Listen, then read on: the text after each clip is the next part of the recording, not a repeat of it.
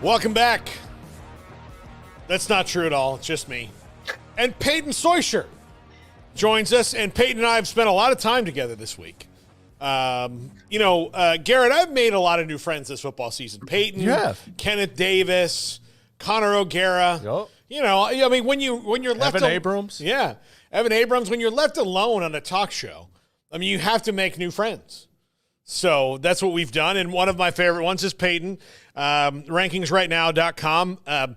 If you've seen any of the videos that we've put up the last week from Triple Option, he's our chief rankings officer, and he has gone through rankings, games that will affect rankings, hypotheticals so far this week. But now we get to hear his kind of full breakdown of how it went and how now, after all this time of building the site, Payton, this is very exciting for you because the last detail of your algorithm was you needed to see how they would do it at least one time to start, pointing it in the right direction. You got really close, but really close, is great, but now you actually have data that you can point in the direction. Right. I needed a starting point. That was the launching point that I needed to really get this algorithm going the way that it should be going. Definitely learned a lot about that first release of the rankings. And most surprising was you might as well just look at the AP top 25. It was no different through the first 12. I think there was maybe Miami and Ohio State were the only two that were flipped, which I think surprised a lot of people because all year you hear, oh, thank God we have the selection committee so we don't have to do this AP top 25 thing. Mm-hmm. It was the same. It was no different. Yes, now that we finally have a starting point of where the poll really is feeling like a lot of these teams are, we can really dissect where the next step is going to be in terms of a lot of these movements and where rankings are going to start to really pan out. And especially for those top teams who are going to start to have some big matchups, will they get kicked out of the top 12 and how much of a risk are they taking by playing some of these big boys down the road? Yeah, absolutely. So this week, we've got some games that could affect things in a large way. Maybe not as many as there will be in the next 2 weeks, but one of those is Georgia and Ole Miss, Payton. And Georgia has not looked at full strength. Georgia, Carson Beck's been a problem, but they've overcome it. Ole Miss has 26 players on the injury report this week. So, if you were hoping for an upset, it's going to be even more surprising given the fact that, and especially the best player on all of Ole Miss, Trey Harris, is one of those guys who is out. He's definitely out of the game. So they have to do this without their biggest weapon, without a bunch of guys. But if they do pull it off, how much does that change either one's playoff destiny? Yeah, let's play around with the what-if simulation tool a little bit, and we can have some fun here. So, kind of surprising when you say that, an Ole Miss player is hurt, but really hurt. That's kind of a funny thing to say at the same time, since there's so many injuries that they sustain throughout the game. But anyways, I digress. Here are the projected rankings that we're looking at right now. Here on Rankings Right Now, if you create a free login, you can go ahead and go on over to the What If Simulation tool.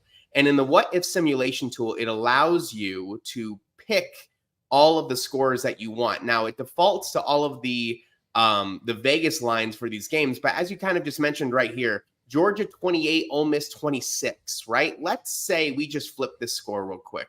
And we're going to make this 28 to 26 the other way around. We're going to go ahead and confirm. We'll go ahead and zoom out. We also have a little section right here up top. If you've ever altered any games throughout your simulation, it tells you specifically what games you've altered.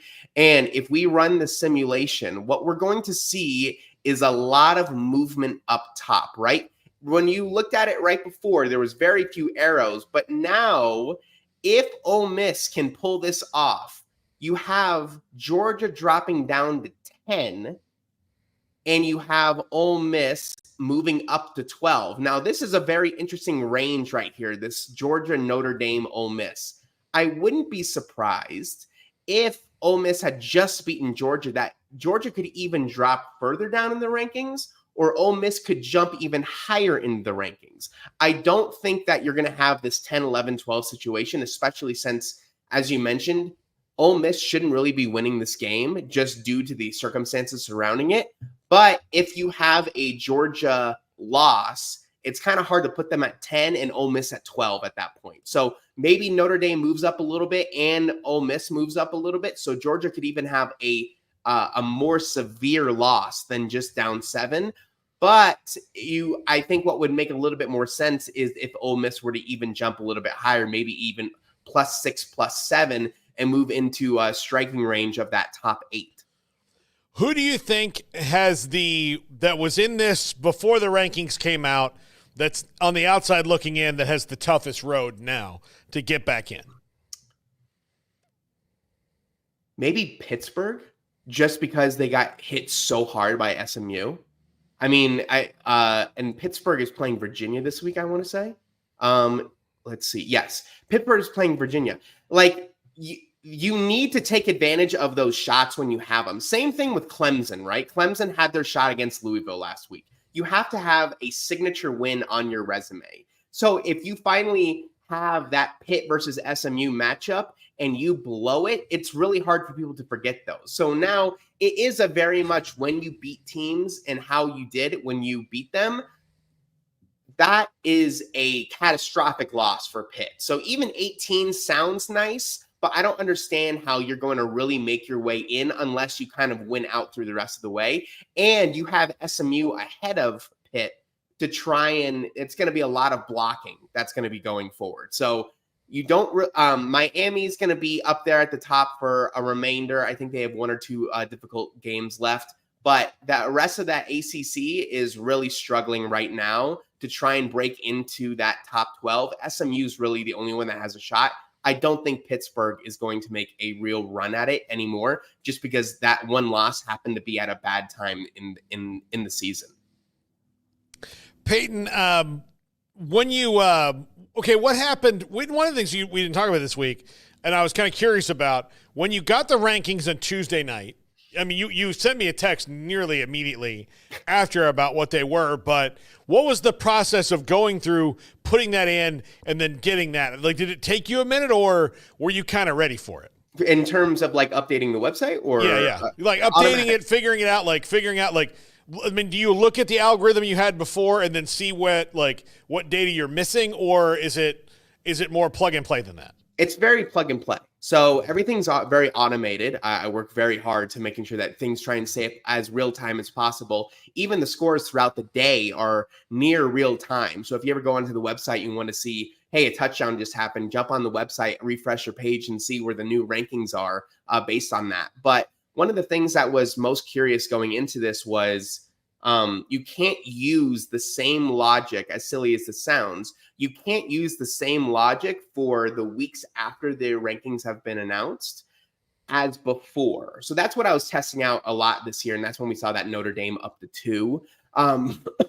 If you use the same logic after the rankings have been released versus before the rankings have been released, it doesn't match up very well. And so that was one of the really surprising things when we saw the AP poll being so close.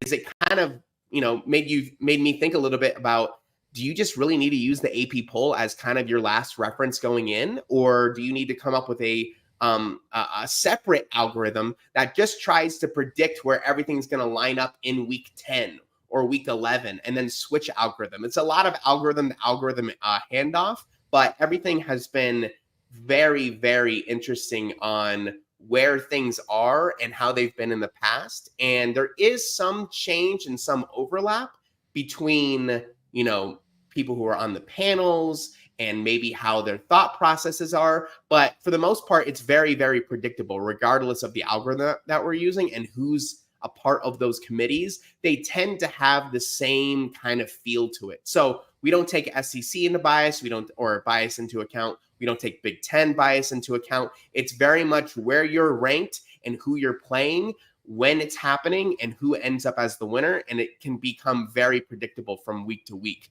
on where things are going to end up.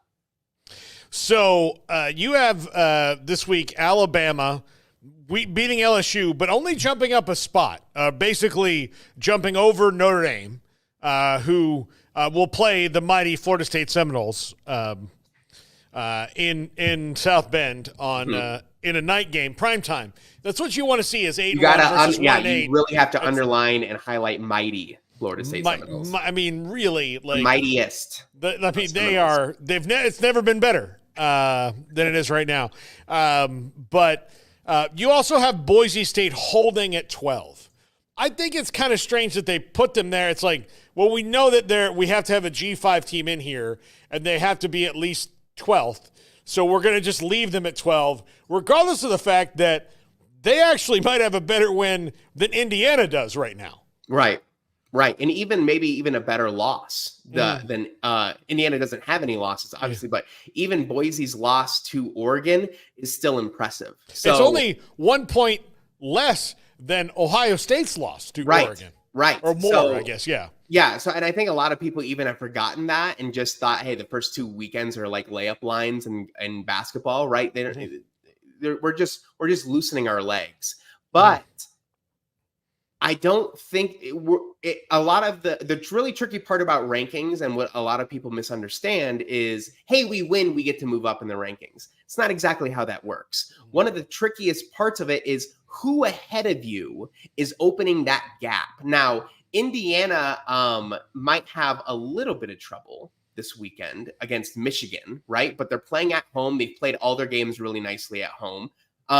Oregon is looking to blow out Maryland. Ohio State plays Purdue, right? So unless you have a Georgia or Miami, Georgia Tech is actually very interesting, right? That Georgia Tech has been off and on all year. Miami has been off and on all year, but they just happen to time it out at the very end, right when they need it, right? I don't see Texas beating Florida. I don't see Penn State losing to Washington, although that one might be interesting too, right? Mississippi State's not going to compete with Tennessee. So unless you have somebody competitive and you have a rivalry game, maybe like the Holy War over with BYU and Utah, that might shake up something, it's really difficult to open up a slot for everyone to kind of move up a little bit. That's why Alabama with a good LSU win can only move up 1, right? If Alabama loses this game, by the way, you're now looking at a 3-loss Alabama team. So let's just call this 37-30 and run the simulation. You're really looking at big trouble for the Crimson Tide. You're down to 18 now. I don't think they can recover from that. I certainly don't think that they're going to make the SEC championship game, and you need that extra win to help you, right? They needed that extra win to help them last year for sure to make it into that top 4. You're not going to put a 3-loss team into the playoff committee, especially when you have teams like BYU, Indiana that might go undefeated, might have 1 loss, right? I don't see how Alabama can lose this game to LSU and still survive. This might be the end of their championship hopes this week against LSU. Wow. Yeah, that's crazy to think that. There was one other game I wanted to ask you about. I'm sorry, I lost it while I was listening to you there. Okay, Penn State. Obviously not like getting punished that much for that loss to Ohio State, but they never win. But do you think that they might be on like style point alert, at least for the level of their ranking for the rest of the year? Because as it stands, it looks like they're going to fall ass backwards into the playoffs. Well, right. I mean, I think that's the attitude that a lot of people are showing. I mean, they came close to beating Ohio State. I think a lot of people have we live in a very funny time where either you won or you got killed. There's no middle ground. There wasn't a battle, right? Like, even if you saw Oregon and Ohio State, you'd be like, oh, Oregon killed them. No, they didn't. It was a crazy game to the very end. Penn State had their shot, right? Now, you take into account all of the Franklin coaching decisions over the years and how we can never get over the hump and, all these things that are going on and on and on over in Happy Valley that a lot of people have just kind of said Penn State, they're not a real thing. If Penn State beats Ohio State, which they very closely did, let's actually look at what would have happened if we go back a week and we say they win that game. And let's see, where are they? Was that what right here? Sorry, right up top, right? Let's change that. Let's make that 21-20. They go for 2, they get it, they hold them at the end, they win the game, right? Let's see where we think they would be stacked up right now. Number 3, right? Ohio State's down to 10. And I think that would be a disappointing loss for Ohio State at that same time. So I don't think that they're completely out of it yet. Another loss would be very concerning. And that would be the, well, there's the fraud alert that we were all talking about. But I really don't see why so many people are against Penn State and treating them like a non-legitimate team. They might not have the greatest strength of schedule, but you can make that argument about a lot of these teams up top, right? So let's not try and throw some, well, they're not Georgia or they're not Texas, and they're playing all these top-ranked teams every single week. The Big Ten's the Big Ten. It's a legit conference. They're winning. They're doing well. They had one bad ending to a top-ranked opponent. Ohio State is nothing to sneeze at, right?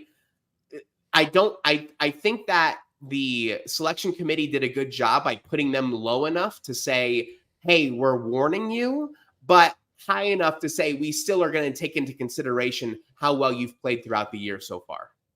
So when does your work begin on Saturday night? I pray that there's no uber late game, right? Where you're looking at a 9:30 Mountain game that happens to have someone like a BYU or a Kansas State that's playing a CU. I don't know why CU decides to play only extremely late night games. It blows my mind. The Holy War is like an 11 o'clock kick. Every week.